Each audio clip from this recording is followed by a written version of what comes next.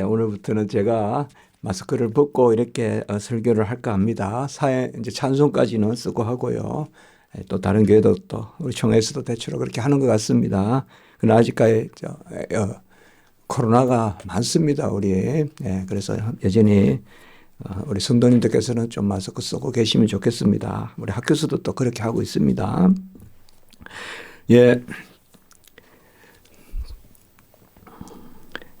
우리가 기준이 있어야 올바른 게 있습니다. 자가 있어야 길이를 잴 수가 있고, 저울이 있어야 무게를 달 수 있습니다. 거울이 있어야 우리가 또 얼굴도 보고 옷 매무시도 또 단장하고 또 머리도 빗고 하지 않겠습니까? 우리가 어떻게 살아가느냐에 있어서 크게는 우리가 세상 속에 거하여 있고, 그리고 하나님의 자녀이고 그렇습니다. 하나님의 자녀로서 이 세상을 산다고 세상을 떠나서 살 수는 없습니다. 그건 하나님의 뜻이 아닙니다. 예수 그리스도가 이 땅에 오셔서 시장에도 다니시고 광야에도 다니시고 여러 곳을 다니셨지만은 그곳을 이주하고 어느 지역에, 이 땅에 어느 지역에 거하면서 나를 섬기라, 그렇게 하지 않았습니다. 그것이 맞지 않죠. 이 땅의 어느 장소가 더 하나님이 기뻐하시고 그 장소에 모여서 예배를 드려야 하나님이 더 받으시고 그런 것은 아닙니다. 땅 자체가 못해서 그 땅을 떠나라고는 하지 않습니다. 그곳에 우상이 많고 또 그곳에 죽음에 트고 이러면 하나님이 그곳을 벗어나라 하시는 것이지, 땅 그 자체가 그런 것은 아닙니다. 야고보서나 이런 말씀을 우리가 벌써 4장에 이렇게 보고 있는데요. 우리에게 뭔가 이렇게 건면할 때, 또 어떻게 하라라고 할 때 이것이 포근하게 또 잔잔하게 즐겁게 들립니다, 우리에게. 요새는 충고가 없는 시대라고도 합니다. 권면이 없는 시대라고도 합니다. 한때는 너무 우리가 자녀들을 혼을 내고 그런 게 왜 풍조 가운데 있었는지 모르겠지만, 또 혹 또 그런 겨냥이 유교 사회니 이런 것도 또 가부장적이니 이런 또 개념들이 있었는지 모르겠지만, 어쨌든 요새는 이 훈육과 규율과 그리고 어떤 훈도라든지 또 이런 것들이 조금 아쉽습니다. 많이 그릇된 길을 가도 그 사람이 다리에서 떨어질 때까지가 놔둡니다. 가서 붙들어주고 거리 가면 안 된다고 누군가 소리를 좀 쳐주고 해야 정신을 차리고 하는데, 대체로 그렇게 하지 않습니다. 떨어지고 나면 그때 의사가 온다든지 그때 심호흡을 뭐 한다든지 그런 안전조치를 한다든지 그렇게 하죠. 또 그리고 그때 옳고 그름을 따지고 하는데 그냥 둡니다. 제가 미국에 유학 갔을 때 그렇게 미국은 그렇다라고 누군가에게 들었습니다. 하단을 이렇게 넘어가도 넘어가지 마라 이렇게 해서 넘어가도 경찰이 잡지 않는다는 거죠. 넘어가고 나면 이제 경찰이 잡는다는 거예요. 그러니까 우리나라는 못 들어가게 하잖아요, 경찰이. 그게 우리나라의 정서인데요. 오늘 보면 세상의 벗이다 이렇게 있습니다. 세상의 벗이다. 우리가 세상 친구다, 그렇게도 볼 수 있겠고요. 기본적으로 이 벗이라는 말이 여성 명사로 되어 있어요. 그러면 뭐 굳이 벗이란 게 여자다 그건 아니지만 뭔가 그런 개념이 좀 있습니다. 그래서 가늠한 여인들아 4절에 보면 세상과 벗된 것이, 세상에 벗된 것 이렇게 썼지만 세상에 벗이 되는 것이, 그런 개념이라고 볼 수가 있습니다. 그러니까 세상의 벗이 이렇게 봐도 됩니다. 세상의 벗이 하나님의 원수임을 이렇게 보면 됩니다. 그러니까 원수됨, 벗됨 이렇게 썼지만 세상의 벗이 하나님과 원수임을 알지 못하느냐 이렇게 우리가 볼 수가 있습니다. 세상의 벗이 뭘까요? 뭐 우리가 세상의 친근함을 가지고 세상 친화적이고 그걸 어떻게 나쁘다고만 하겠습니까? 그러나 여기에서 세상이 뭘까요? 여기 세상이라는 이 개념이 어떤 중립적인 그런 개념이 아닙니다. 이것은 벌써 속된 것이요. 이것은 하나님을 떠난 것이요. 타락한 그러한 모습을 보여줍니다. 창세기에 보면 도시가 타락한 인류들의 어떤 그러한 모습으로 도시가 많이 등장합니다. 그래서 하나님이 모든 만물을 지은 그게 아니라 인류가 뭘 만들어내고 인류가 자기 뜻대로 우리가 바벨에 그러한 탑을 쌓듯이 그런 것이 이 세상이라는 말입니다. 그래서 이 세상에 하나님의 것이나 하나님의 품이나 또 하나님 자신을 바라보고 경배하고 의지하는 것이 아니라 세상을 사랑하고 지상의 것에 궁극적 가치를 부여하고 하나님의 섭리와 경륜을 믿지 않는 사람들, 그것이 바로 세상의 벗이다. 하나님과 친하게 지내려고 더 노력하기보다 세상 친화적인 그것에 궁극적인 목적을 두는 그런 것이죠. 그래서 우리가 기도하고 하나님과의 어떤 관계 또 예배, 기도 이런 부분들에 마음을 쓰기보다 어떻게 하면 저런 사람들하고 친하게 지낼까? 또 어떻게 하면 세상에서 많은 사람들의 인정을 받을까? 그런 것만 관심을 갖는 그런 것이 세상의 벗입니다. 세상에 의지하고 세상에 속하고 세상에 종속되어 있는 그런 것이 바로 세상의 벗입니다.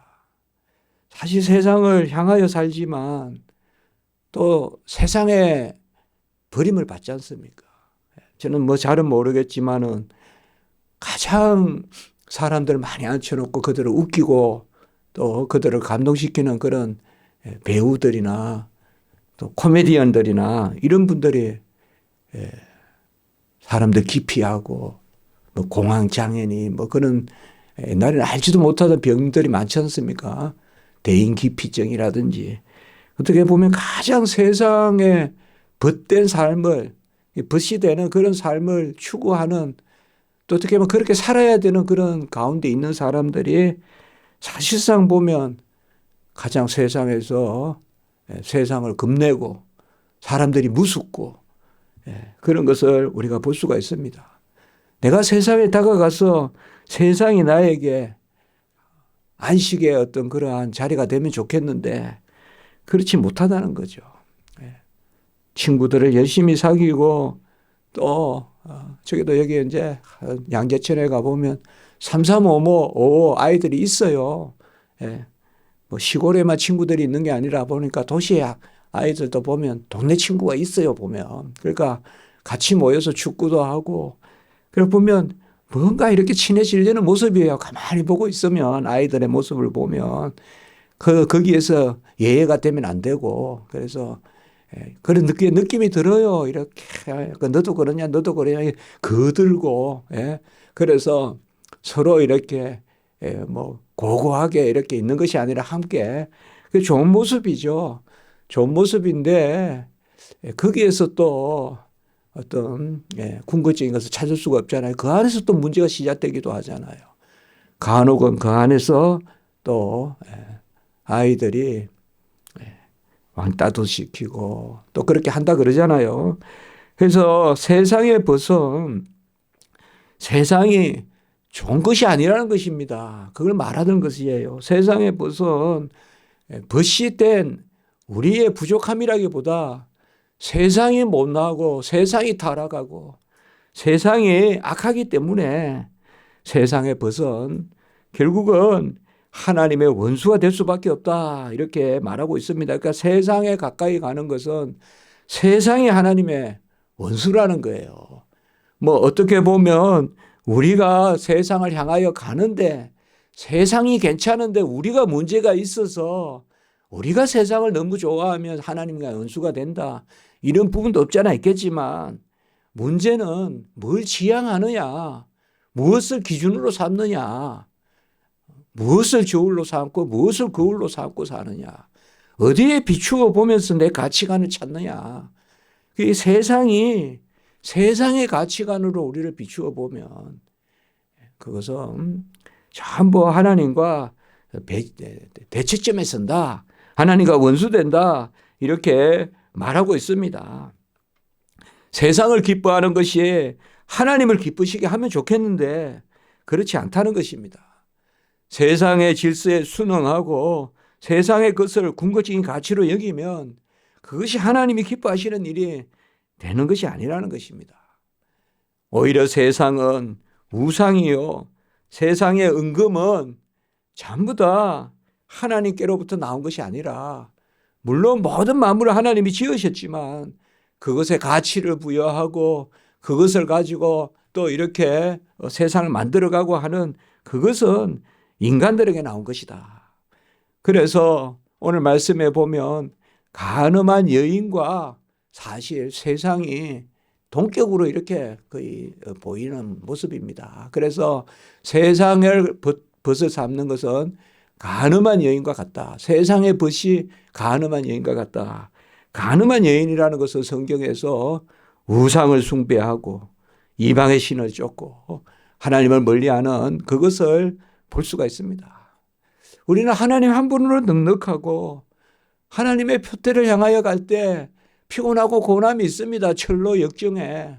그러나 그곳에 우리 기쁨이 있고 그게 이 지상의 도상의 나그네된 삶의 본향을 향하여 가는 그 본향이라는 것이 바로 하나님께 속한 도시, 천상의 도시, 그것을 향하여 가는 새하늘과 새 땅, 그것이 우리 지상의 삶의 의미다.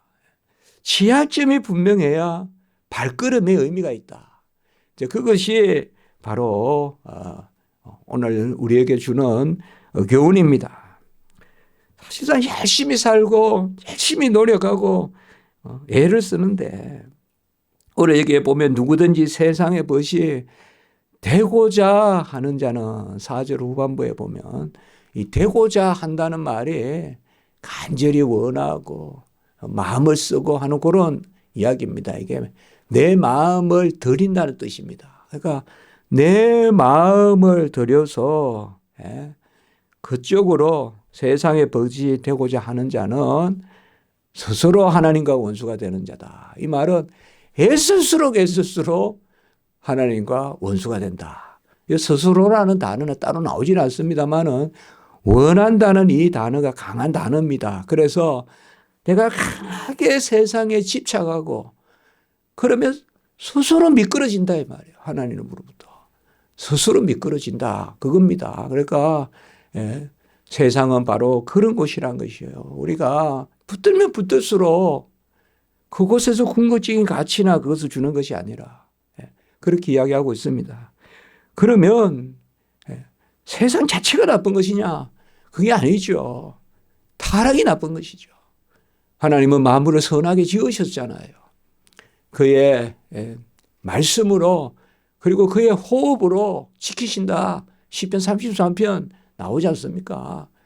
만물을 그의 호흡으로 그렇게 주장하시고 붙드시고 새롭게 하시고 하나님의 해와 달도 주장하십니다. 그러나 그곳에 우리의 인간의 욕심이 투사되고 인간의 가치가 그냥 지배하고 그래서 하나님은 저 먼 곳에 계십시오. 우리가 알아서 삽니다 하는 그런 교만을 가지고 그러한 세상을 부시되고자 하지 말라라고 이렇게 이야기합니다. 우리가 단절을 해야 됩니다. 단절이라는 것이 세상을 멀리하고 뭐 딴 곳에 가서 저기 어느 구석에 가서 이단들이 하듯이 저 뭐 오스트레일리아 가고 저 거기 뭐 미국의 어디 사막 같은 데 구해서 들어가서 뭐 개척해가지고 뭘 하고 그런 것은 없습니다. 성경에. 그런 건 없어요. 지금 내가 사는 터에서 삽니다. 지금 내가 사는 터에서. 저 중동 이슬람은 다 유럽으로 옮겨서 교회 다니라고 하지 않습니다.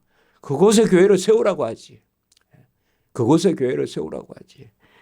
그러나 하나님의 어떤 터가 절대적으로 잘못된 게 아니라 땅이 절대적으로 잘못된 게 아니라 그곳에 우상숭배, 그곳에 사람들의 어떤 탐욕, 그런 것들이 잘못됐다. 그래서 우리가 이 땅의 삶을 살 때 내가 사는 이 터 안에서 끝까지 옮겨 다닌다고 해서 궁극적으로 선한 것이 이 땅에 있겠느냐? 없습니다. 모든 종교는 그런 행위를 합니다. 예. 그래서 뭐 대장정을 하듯이 저 미국에 가면 모르몬교 이런 데 다 그렇습니다. 예.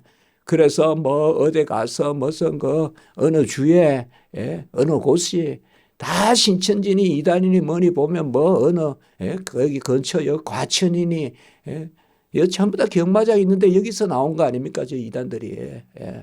이 구원파 이런 데가 다 근처 과천 이런 데서 많이 나온 거거든요.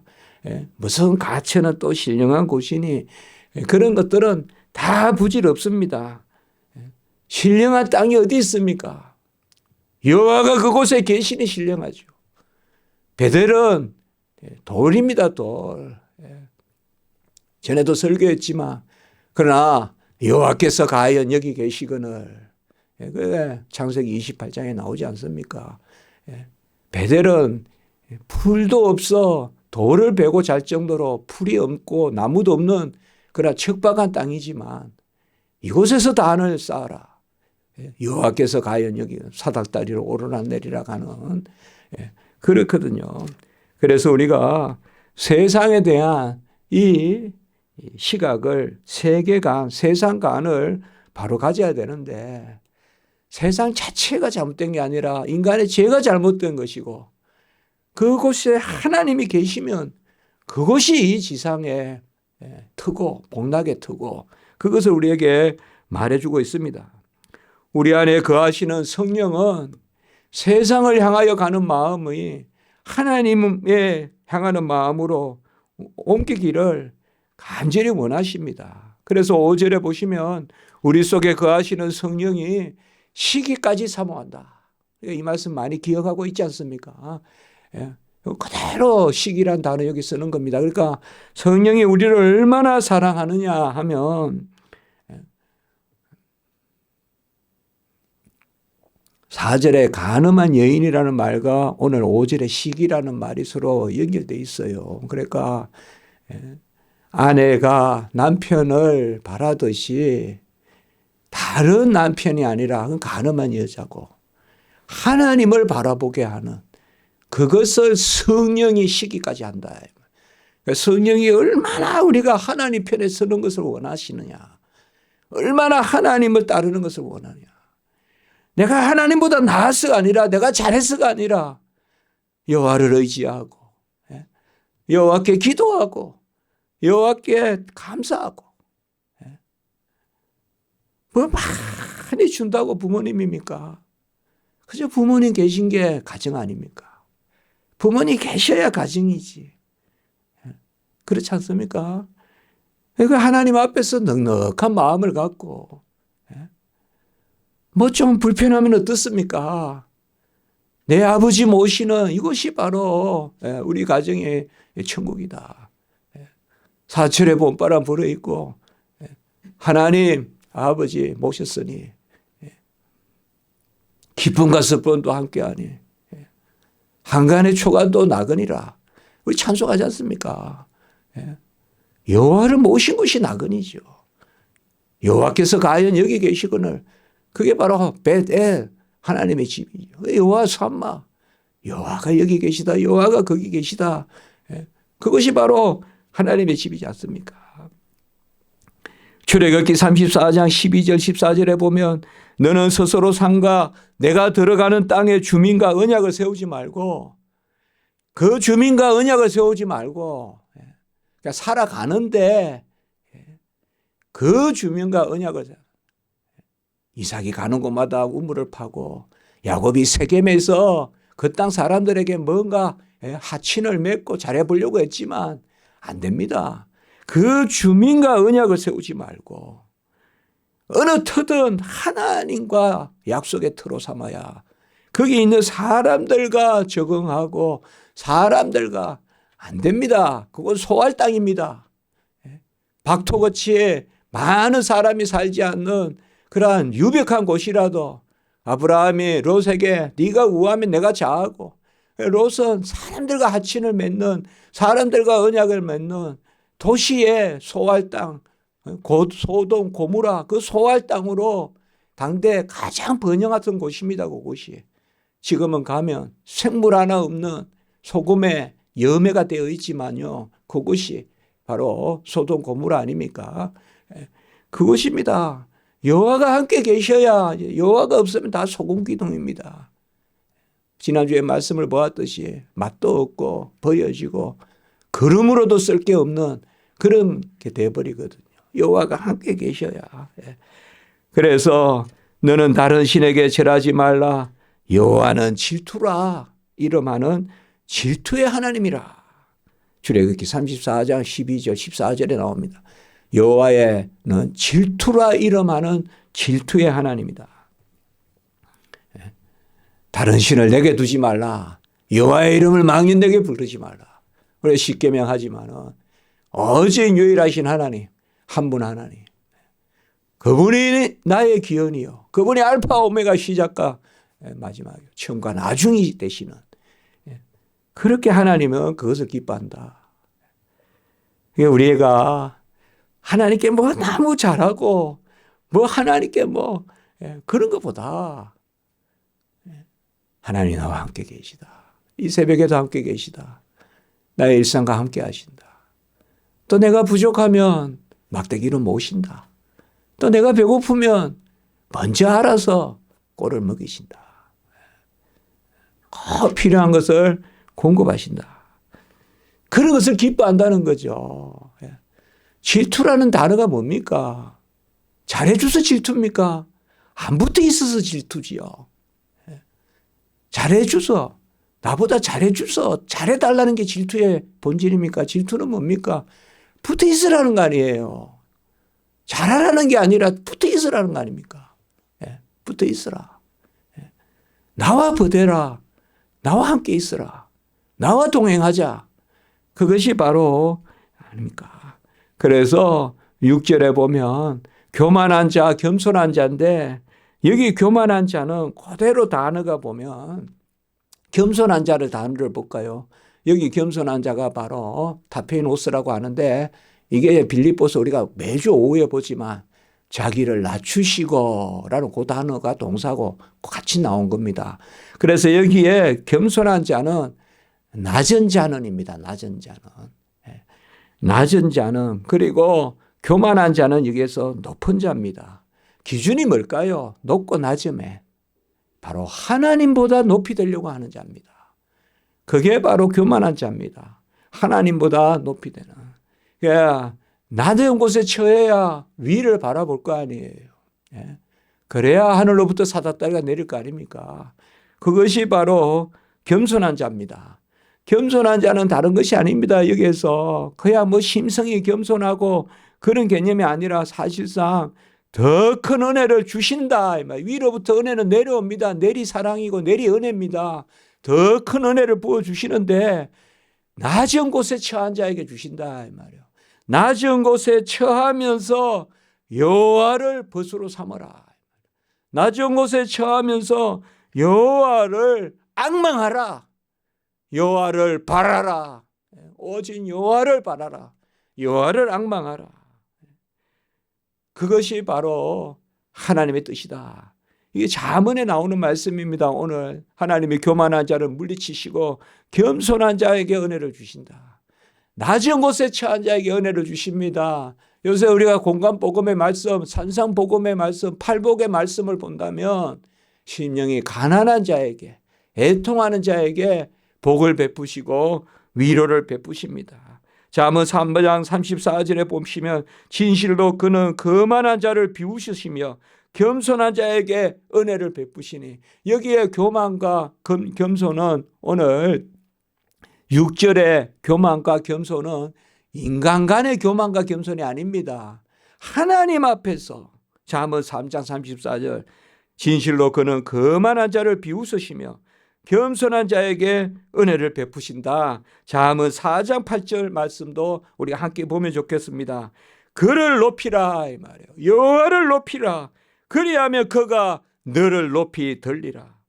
만일 그를 품으면 그가 너를 영화롭게 하리라. 아멘. 바로 여호와를 높이고 여호와를 품으면 그가 너를 영화롭게 하리라. 이 잠언 말씀에서 교만과 겸손, 이 개념은 여호와를 향한 말씀입니다. 그래서 우리가 이제 다음 주에 보시면 8절에 하나님을 가까이 하라, 이렇게 연결이 됩니다. 그러니까 우리가 4장에 오늘 여기에 나오는 말씀은 하나님과 우리 사이의 관계다. 그래서 하나님은, 제가 그렇게 설교했습니다, 지지난주에. 모든 것을 통하여 우리를 애통하게 만드신다. 모든 것을 통하여 우리를 심령이 가난하게 만드신다. 그럼 오늘 또 이렇게 한 말씀 해볼 수 있겠습니까? 하나님은 모든 것을 통하여 우리를 낮은 곳에 거하게 만드신다. 우리를 어린아이와 같이 두신다. 그래서 아이가 어미를 찾고 아비를 찾듯이 우리가 여호와를 찾게 하신다. 그리고 그것을 하나님이 희귀하기까지 사모하신다. 좋아하신다. 우리는 하나님이 이러한 하나님이시면 나를 낳으시고 내가 너를 낳았다. 그리고 내가 그를 찾고, 다음 주에 나온다 했지 않습니까? 여호와를 가까이 하고 그에게 손을 들고 그를 높이라. 그리하면 그가 너를 높이 들리라. 잠언 4장 8절 말씀을 봤습니다. 우리가 여호와께 구하고 애통하고 악망하고 간구하고 기도하고, 굳이 어떤 애영의 모습이 아니라 막연한 신음이라도 여호와를 찾는다면 그것이 복된 줄 믿습니다. 기도드리겠습니다. 거룩하고 자비로우신 하나님 아버지, 감사를 드립니다. 우리가 여호와를 악망하고 바라고 구하고 원하고 찾고 여호와의 품을 향하니 감사합니다. 여호와를 가까이 하는 것을 즐거워하게 하시니 감사합니다. 우리의 신앙과 애통과 우리의 간구가 있습니다. 그러나 심령이 가난한 자 복되다 하셨습니다. 애통하는 자 복되다 하셨습니다. 지금 우는 자 복되다 하셨습니다. 지금 낮은 곳에 처한 우리가 복된 줄 믿습니다. 여호와를 향하여 나가게 하시고 매사 만사 모든 것을 통하여 여호와를 바라고 여호와께 맡기고 여호와 품에 거하는 저희들 되게 하시옵소서. 우리 자신과 우리 가정과 우리 자녀, 우리 일상 생업 모든 행하는 것 소원과 간구가 여호와 사모하시고 기뻐하시는, 여호와를 가까이 하는, 여호와를 품는 그러한 일들이 되게 해 주시옵소서. 오늘 한날 예배 하나님께 맡깁니다. 오가는 발걸음 지키시고 우리 십자가지기 교회 주여 불쌍히 여겨주시고 우리 교회를 통한 예배를 받아 주시옵소서. 주 예수 그리스도의 이름으로 감사하며 기도드리옵나이다. 아멘.